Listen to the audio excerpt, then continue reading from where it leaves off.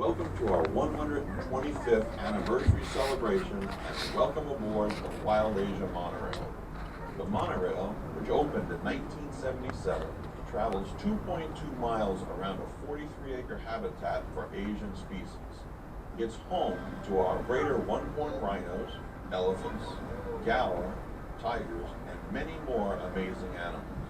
Each year, over 500,000 guests board the monorail and travel throughout Asia while never leaving the Bronx.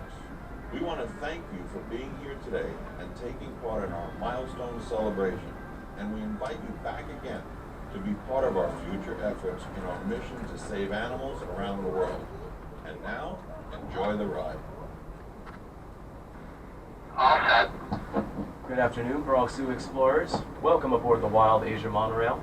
Finish finding those seats if you haven't already, and stand clear. Closing doors, please. My name is Steve. I'm your guide and your driver today. I'm here to introduce all of you to animals from China to Nepal, India to Cambodia, and many more places. Sorry guys, we're getting a little bit of a false start. Let me just reset. It's a 70 Eris Tech I'm working with after all. Alright, here we go.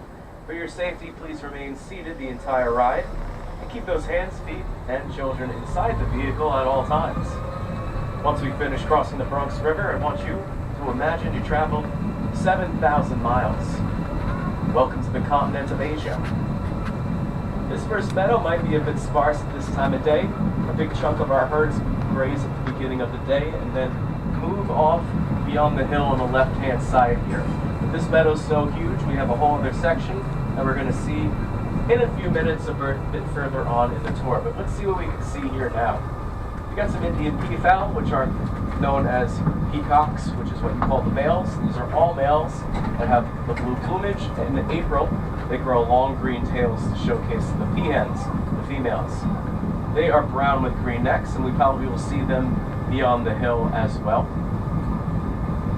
This area is looked after by a team of keepers, and we're going to pass this over to Michelle to explain.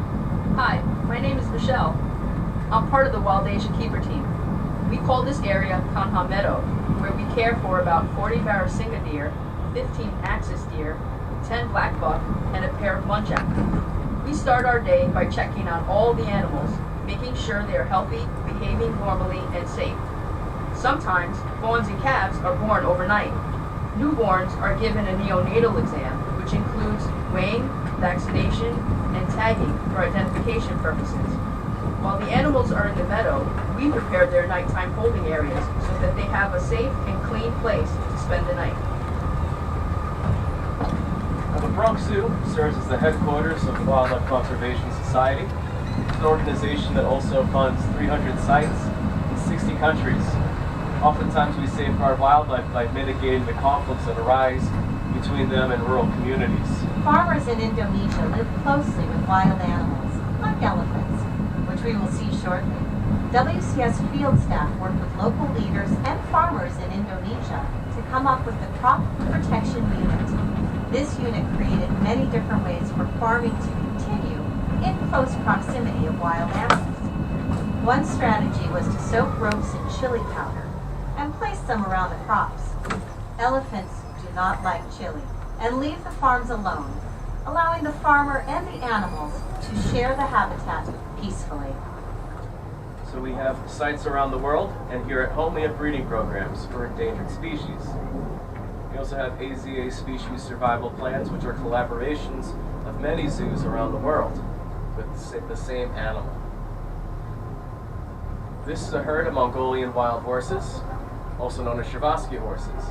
You see this one on the far right-hand side? That's our newborn. He's about 20 weeks old, born back in April. We have bred over 50 of them here since 1902, and their species survival plan rectified their extinction. They went functionally extinct in the wild in 1960. This meant they disappeared from the wild, but you could still have herds of them in captivity. And once we found out they went extinct, we initiated the species survival plan. By 1989, we got the numbers high enough in captivity. We began to reintroduce them back into the Mongolian steppe, northern China, and the mountains of Kazakhstan. and by the mid-90s we completely rectified their extinction, saving them and the ecosystems they're a part of. They're built for very unstable ground, rocky terrains, steep hills and plateaus. This is because they have a lower center of gravity and are shorter and stockier, and this helps them easily traverse these type of landscapes. Their domesticated cousins are built for flat terrain. Now, to summarize their species survival plan and their breeding program and the history around it, here's Jonathan Slatt. I'm Jonathan Slatt, and I'm the Russia and Northeast Asia coordinator for the Wildlife Conservation Society. I believe that wildlife has a place on this earth, and my job is to find practical solutions that allow people and wildlife to thrive together. Devin Jablonski's horse went extinct in the wild in the 1960s. On a recent trip to Kazakhstan, I thought about the ongoing and successful efforts in that country to bring these horses back to the Central Asian steppe. The world needs happy stories, to watch the impossible become possible, and to see hope restored. That's what's happening today with Devin Jablonski's horse. We also have the largest species of wild cattle we're going to meet once we climb this hill. The Indian Gower can stand up to 6.5 feet tall, weighs as much as a small car, between 2,000 to 3,000 pounds each. We're going to see them a bit further down in this field here.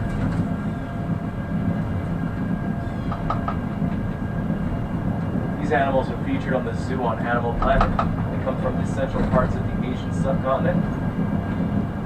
We do have a breeding herd here as insurance, because they are a vulnerable species. To summarize the episode they're a part of, and a bit more about these animals, I have their keeper here. His name is Dave. Hi, I'm Dave, a wild animal keeper here in Wild Asia. When the Bronx Zoo received 2 female and 1 male Gower from the San Diego Zoo, it took a couple of introductions before all the animals were comfortable. But after a little bit of time, the 3 new animals fully integrated into the herd, and we have the family that you see today. A family group of Gower can consist of up to 40 individuals, and is typically led by an older adult female called the matriarch. Since the 2 females and 1 male have been added to this family, there have been a number of offspring. This is important because Gower are considered to be a vulnerable species, so it's vital to maintain a healthy growing herd here at the zoo. As Dave said, it's led by a mature female, a matriarch. Her job is to be the herd's memory bank and remember where and when to find sustainable food sources. Her elders taught her the migration paths, and she must teach the same to the new generations. Coming up next is a solitary animal named Suhana. She's a Malayan tiger. Before we meet her, out in the field we do a lot of work to safeguard tigers. And this will include eco guards that go out into the jungles to find and dismantle snare traps that poachers set. WCS works with many species of tigers in the wild and at the zoo. Here is a note from one of our field scientists about his experience working with rangers to protect tigers in Indonesia. Hi, my name is Rahul Aman. I'm helping the rangers of the National Park in lead their forest patrol. There was a time when we found some tigers' footprints in the jungle. But then we also found that some snares are installed inside the forest, which become threats to the animal. We dismantle the snares to make sure that the tiger are safe. We're going to be looking out for Suhana. Tigers are masters of camouflage and ambushing. Sometimes hard for even field experts to track. You can probably hear Anakin, the other tiger. We rotate 2 tigers in and out of this enclosure. Suhana's at the base right here. She might be very hard to see. Rotating tigers in and out of different enclosures gives them the opportunity to communicate like they would in the wild. They mark tree trunks with their claws, and these scratch marks serve as a warning. She's going to be right underneath us here, but don't strain trying to see her. This would be the last enclosure you would want to take a fall into, but she is directly underneath me now. They hunt deer and pig in the wild, and can consume 40 pounds of meat in one sitting, which is 160 hamburger patties eaten by one person.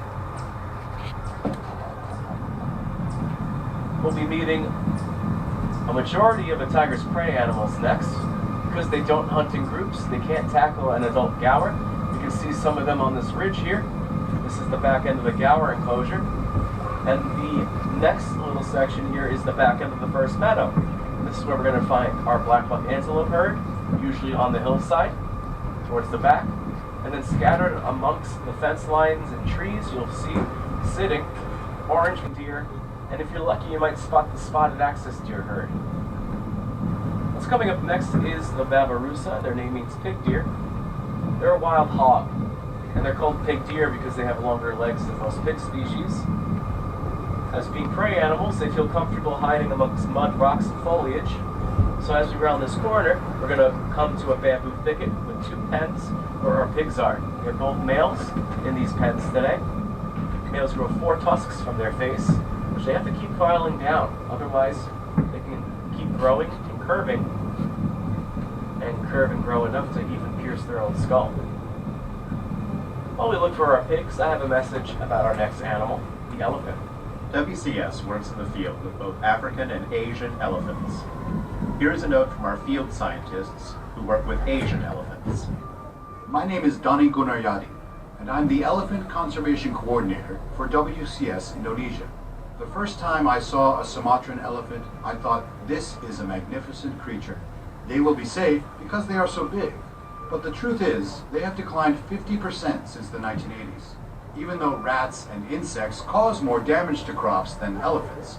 Because the elephant is so huge, psychologically, it seems more threatening. So when there is conflict, the farmers poison the elephants. In response, we created a crop protection unit to mitigate conflict and send the elephants back into the park. And it's been a huge success. Since we started in 2003, no elephants and no people have been killed. Who we're going to meet today is Patty. She's the larger of our 2 elephants. This is just the public enclosure. There's actually a whole other paddock behind us that our elephants share, rotate with periodically. It's really based on their routines that are dictated by the elephant, believe it or not. You really can't tell a 9,000-pound animal what to do, so you can only incentivize and build trust, usually through enrichments, routines, and pamperings, which will involve weekly pedicures from the keepers. Now, like I said, she's 9,000 pounds. Happy, her herd mate, is 6,000 pounds. Both of them eat about 200 pounds of food a day, drinking 60 gallons worth of water. They'll eat about 16 hours a day. The trunk has 40,000 muscles in it, many times more than the whole human body put together. And both our elephants are golden girls. They're in their early 60s. Elephants live to about 70 years in the wild. Now the elephant's the largest land mammal. We're going to meet the second largest next. In the sun here, we're going to meet Priya, the Indian rhino. She'll be slowly approaching the car, by the way. So look through the bars and down, because she's right over here, and she's going to come up to say hi. She's featured in the zoo on Animal Planet. You can actually see how comfortable she's become with the monorail because we showcased the 4-week process we did with her to help her adjust to it by creating basically exposure therapy over a 4-week period. And if you can't see her, she's directly underneath you. You're at the center of the meadow, of the train. Now she has very poor eyesight, and all rhinos do, so she has amazing hearing and smell. So she feels the vibrations and hears the vibrations of the train. And even though all humans kind of smell similar, you all have unique smells, so she can pick them up. So she has an amazing sense of smell, and so she likes to get curious about us. A lot of times, a secure animal either is curious about what's around them, like what you just saw here with Priya, or they're completely indifferent. It's really the first 2 personality traits that show up in behaviors after the animal feels secure. We've been breeding Indian rhinos here since 1977, so this animal husbandry does a lot of good work, not only make them feel secure, but also safe enough to breed and raise young. We have bred 14 of them since 77. This might seem like a low number, but rhinos have a long reproductive cycle. They're pregnant for 16 months, a year and a half. They only give birth to one baby at a time, and they'll raise one baby for about 3 to 4 years. The rhinos you see here are Indian rhinos. We work with habitats all over the world that are homes to rhinos. Here is a note from our field office in Sumatra, Ed Wulan, who works with the Sumatran rhino. Sumatran rhinos are the smallest of the world's rhinos, and they are considered critically endangered. My name is Wulan Kuspari, and I'm the Species Conservation Specialist for WCS Indonesia program. We carried out an island-wide survey of the last wild population of Sumatran rhinoceros in Indonesia. With so many unknowns on how to manage Sumatran rhinos in the wild or captivity, our studies showed definitively that we must protect them at source. The cost of doing nothing could be the extinction of the species, and I can't imagine that.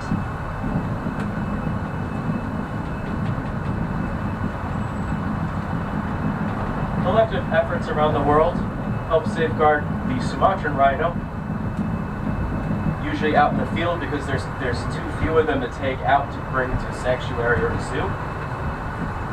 The Indian rhino, on the other hand, had a phase where their numbers did drop to just under 1,000 by the 80s, and as of this year, there's now 3,700 of them. This is due to our breeding work, not just here, but around the world.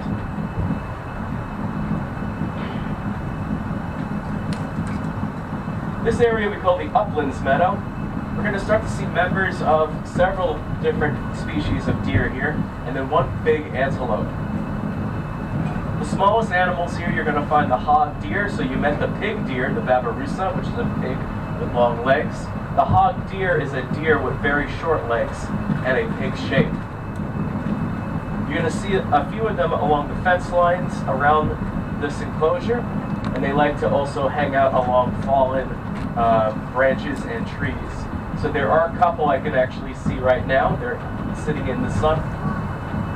The next size up, and you can see them on the right over here. These are brow antler deer, very graceful creatures. And that one scurrying is a small hog deer that likes to hang out with them.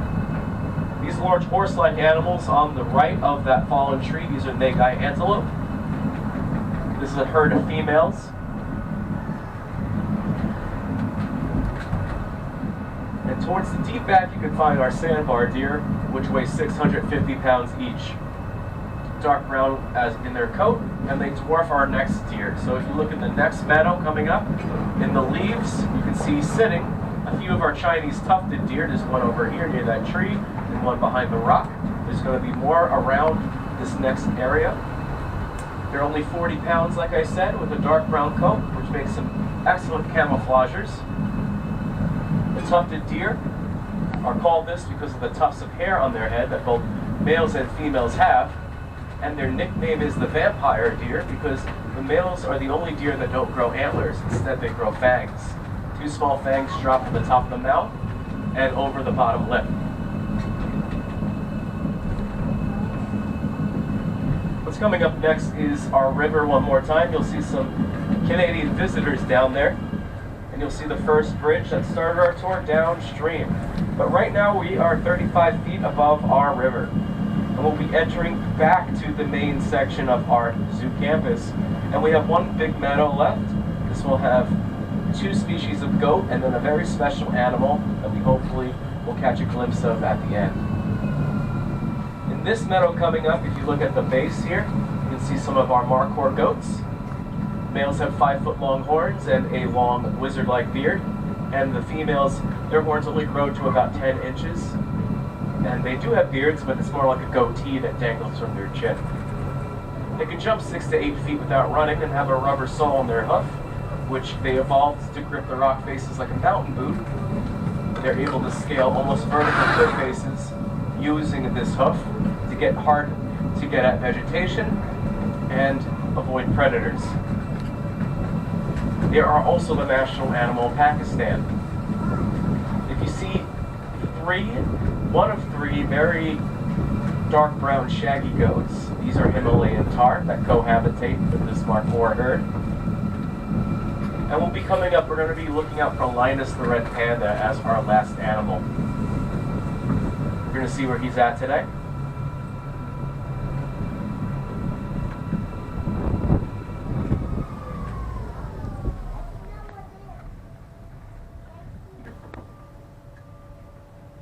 Linus is hiding a bit, so we'll slow down a little bit so you guys can at least get a glimpse of him.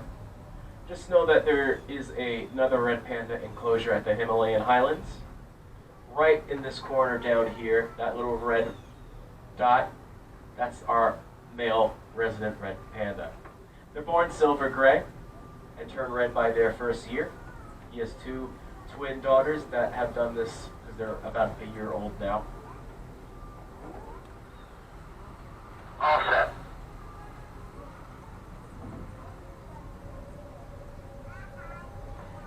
In the Malayan tongue and Mandarin respectively, they were called the firefox and the small bear cat. They're actually part of the weasel family, and their closest relative is the raccoon. Now they have a lot in common with the raccoon, including a fluffy tail with stripes, a diamond-shaped face, but also both of them have thumbs. The raccoon has a more human-like hand with an actual thumb. The red panda has a paw with a proto-thumb. This proto-thumb sticks out from the side and helps them hold bamboo sticks to eat. And this is important because panda means bamboo eater. They're not related to the bear at all, outside of this specialist adaptation to process bamboo. You don't have panda bears here. They're at the Smithsonian in DC, and I think one West Coast zoo. This is because all panda bears are under ownership of the Chinese government, and they actually give other countries pandas as gifts for diplomacy. And if we're on bad terms with them, they'll take the panda bears back. Statistically, the red panda is actually the most escaped animal in zoos, period. We can talk about the Smithsonian again because a red panda got loose, wound up wandering the suburbs of DC. They thought it was a red raccoon. We've come full circle. The number 2 spot is the orangutan for most escaped animals. It's because they are very smart. They're able to use tools. Red pandas are just tenacious. Linus will be the last animal we see today. We'll be making a brief stop now. This will last about 15 seconds. Then we're going to start moving again and dock on our platform, officially ending our tour. Please stay seated from now until the doors open. Now, while we begin this process, I want to thank you for joining me today. It's really because of you guys we can afford to do our work. We safeguard animals around the world through our 300 sites in 60 countries where our eco guards are stationed. And at home, we have breeding programs for endangered species. Because we're a nonprofit, when you visit us, which includes not just the Bronx Zoo, but the Queens, Prospect Park, and Central Park zoos, and the New York Aquarium and Coney Island, the proceeds we get from the public go back into all of our animal breeding programs. You also have helped us safeguard wildlife every time you visit, and we want to thank you on behalf of all the animals you help us protect. This is our 125th anniversary, so we're celebrating that with a float during the Macy's Thanksgiving Day Parade. So look for us on television. As we come to our final stop, the doors will open. You may get up from your seats. Just be mindful of the steps when exiting the vehicle. My name is Steve. It was a pleasure to give you this adventure today. Have a safe and healthy rest of your day here.